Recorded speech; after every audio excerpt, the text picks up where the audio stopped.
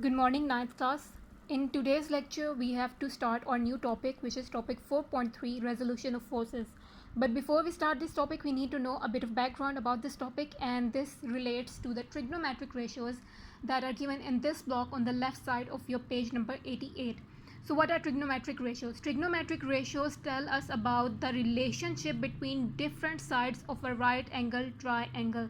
So as you can see here, this is a right angle triangle. Why? Because this angle is equal to 90 degree. So 90 degree is known as right angle. So this triangle has a 90-degree angle, so this will be known as right angle triangle.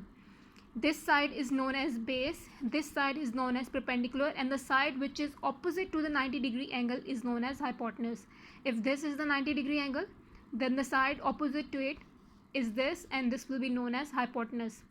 If we're trying to find the relationship between different sides, then those relationships will be known as trigonometric ratios.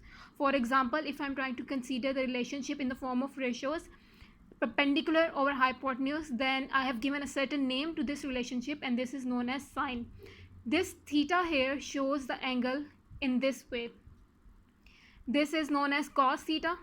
This again is in relation to the theta value, and this is tangent theta, and in this case again tangent is in relation with the theta value. So here it shows that sine theta is equal to perpendicular over hypotenuse. So I will place the value of perpendicular in the numerator, and in the denominator I will place the value of hypotenuse. Since these are sides, so their values will be in digits. Cos theta is equal to base over hypotenuse. So base will be in the numerator, hypotenuse will be in the denominator, and tangent theta is equal to perpendicular over base. So perpendicular value will be in the numerator and base value will be in the denominator. So this is the trigonometric ratios of a right angle triangle.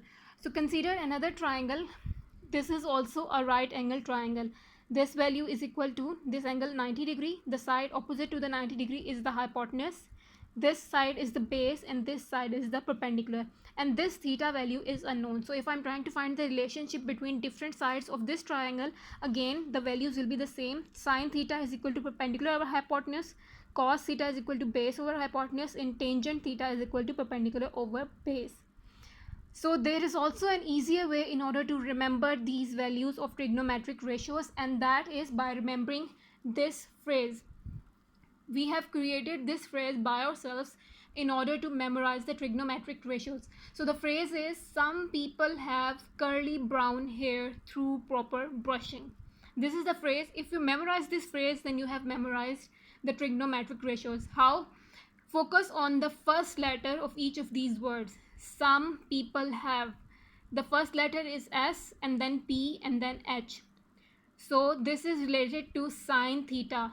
The letter is S, so sine theta is equal to perpendicular starting with P over hypotenuse starting with H.